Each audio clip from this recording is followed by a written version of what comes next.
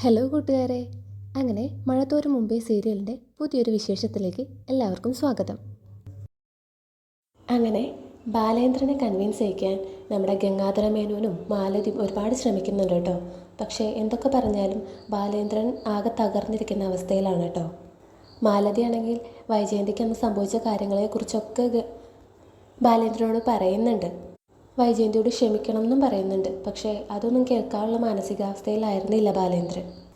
തന്നെ എല്ലാവരും കൂടി ചതിക്കുകയായിരുന്നു എന്ന രീതിയിലാണ് കേട്ടോ ബാലേന്ദ്രൻ അവരോട് സംസാരിക്കുന്നത്.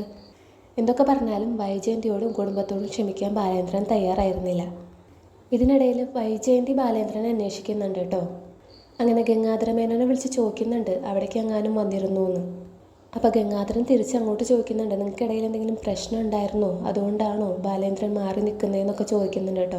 അങ്ങനെ എന്തെങ്കിലും ഉണ്ടെങ്കിൽ അറിയാൻ വേണ്ടിയിട്ടാണ് ചോദിക്കുന്നത്. അപ്പോൾ വൈജയന്തി പറയും അങ്ങനെ ഒരു പ്രശ്നവും ഉണ്ടായിരുന്നില്ല, പെട്ടെന്നൊരു ദിവസം ബാലേന്ദ്രൻ ഒന്നും പറയാതെ പോയതാന്നൊക്കെ പറയും കേട്ടോ. അപ്പോൾ ഗംഗാധര മേനോൻ വൈജയന്തിനെ ആശ്വസിപ്പിക്കാനായിട്ട് പറയുന്നുണ്ട്, അയാൾ എന്തെങ്കിലും ബിസിനസ് മീറ്റിങ്ങിന് പോയതാവും, എന്തായാലും തിരിച്ചു വരും എന്ന് പറഞ്ഞ് ആശ്വസിപ്പിച്ച് വിടുന്നുണ്ട് കേട്ടോ വൈജയന്തിനെ. പക്ഷേ ഗംഗാധര മേനോന് ഒരു കാര്യം ഉറപ്പായിരുന്നു, എങ്ങനെയോ ബാലേന്ദ്രൻ ആ കാര്യങ്ങളൊക്കെ അറിഞ്ഞിട്ടുണ്ട്. പക്ഷേ അതാര് പറഞ്ഞു എന്നുള്ളത് മാത്രമാണ് അറിയാത്തത്. ഈ വിവരം അറിയുന്ന കുറച്ച് പേര് മാത്രമേ ഉള്ളൂ. അത് ഒന്ന് വൈജയന്തിയുടെ അച്ഛൻ, പിന്നെ ഒന്ന് രാവുണ്ണി അമ്മാവൻ, പിന്നെ ഗംഗാധര മേനോനും മാലതിയും ശിവശങ്കര മേനോനും പിന്നെ അവരുടെ സഹോദരനും. അപ്പോൾ ഇത്രയും പേർക്ക് മാത്രമേ ഈ കാര്യങ്ങളൊക്കെ അറിയൂ കേട്ടോ. പിന്നെ മുത്തശ്ശിക്കും അറിയാം. ഇവരോടൊക്കെ രാവുണ്ണിയമ്മാവനും വൈജയന്തിയുടെ അച്ഛനും പറഞ്ഞിരിക്കുന്നത് ആ കുഞ്ഞ് ഓർഫനേജിലാക്കിയതിന് ശേഷം 2 വർഷത്തിന് ശേഷം ആ കുട്ടി മരിച്ചു പോയെന്നാണ് കേട്ടോ. അപ്പം അതാണ് ഇവരൊക്കെ വിശ്വസിച്ച് വെച്ചിരിക്കുന്നത്. പക്ഷേ ബാലേന്ദ്രൻ്റെ ചോദ്യങ്ങൾ കേട്ടപ്പോൾ ഗംഗാധര മേനോന് എന്തോ സംശയമുണ്ട് കേട്ടോ, ആ കുട്ടീനെ ജീവിച്ചിരിപ്പുണ്ടോ ഇല്ലയോ എന്ന്. അത് മാലതിയായിട്ട് ഡിസ്കസ് ചെയ്യുന്നുമുണ്ട്. അങ്ങനെ വൈജയന്തിയും ബാലേന്ദ്രനും തമ്മിൽ എന്തെങ്കിലും പ്രശ്നമുണ്ടോ എന്ന് അറിയാനായിട്ട് ഗംഗാധരൻ നമ്മുടെ മനുവിനെ വിളിക്കുന്നുണ്ട് കേട്ടോ.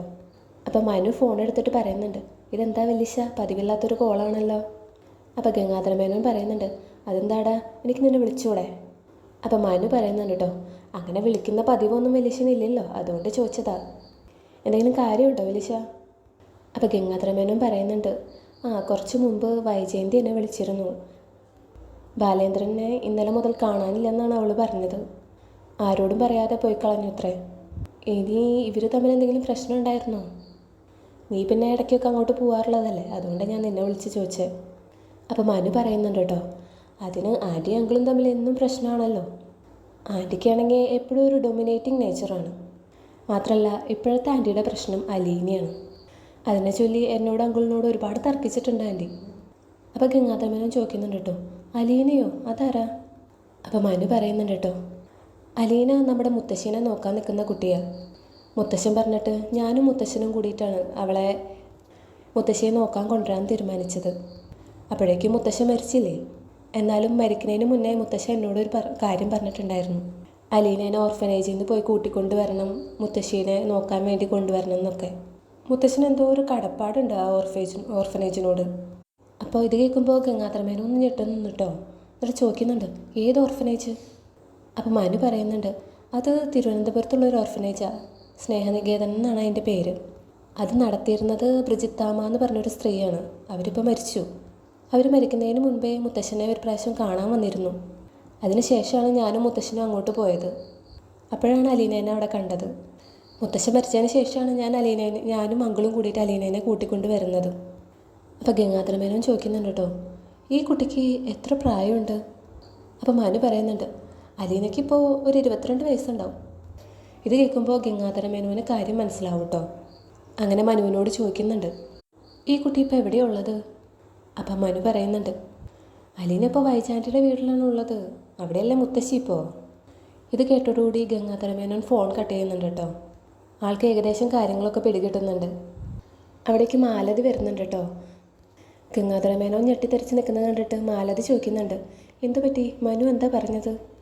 അപ്പോൾ ഗംഗാധര മേനോൻ പറയുന്നുണ്ട്, രാവുണ്ണിയമ്മാവൻ നമ്മളോട് കള്ളം പറഞ്ഞതാ, ആ പെൺകുട്ടി ഇപ്പോഴും ജീവിച്ചിരിപ്പുണ്ട്, വൈജയന്തിയുടെ മൂത്ത മകൾ. അപ്പോൾ ഇത്രയൊക്കെയാണ് കേട്ടോ നാളത്തെ എപ്പിസോഡിൽ സംഭവിക്കാൻ പോകുന്നത്. പ്രമോയും എപ്പിസോഡൊക്കെ കണ്ടതിൻ്റെ അടിസ്ഥാനത്തിൽ പറയുന്ന റിവ്യൂ ആണ് കേട്ടോ. ചിലപ്പോൾ ചെറിയ മാറ്റങ്ങളൊക്കെ വന്നേക്കാം. വീഡിയോ ഇഷ്ടപ്പെട്ട ലൈക്ക് ചെയ്യാനും സബ്സ്ക്രൈബ് ചെയ്യാനും മറക്കല്ലേ. അപ്പോൾ പുതിയ വിശേഷങ്ങളുമായിട്ട് അടുത്ത വീഡിയോയിൽ കാണാം. Thank you.